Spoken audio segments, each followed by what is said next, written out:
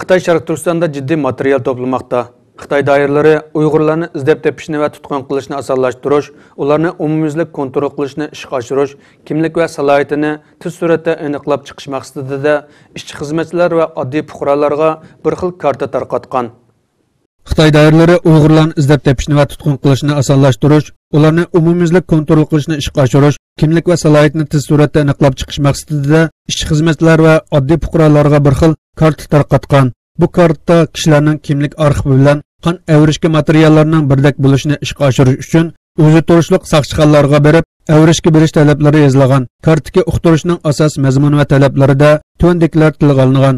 Ovoz va tovush uchuri, 3 o'lchamlik rasm, 3 taraflama rasm to'plami, barmoq izi to'plami, qon avrish kisi to'plami, 6 kompyuter arxiv saqlash sistemasiga kirgizish.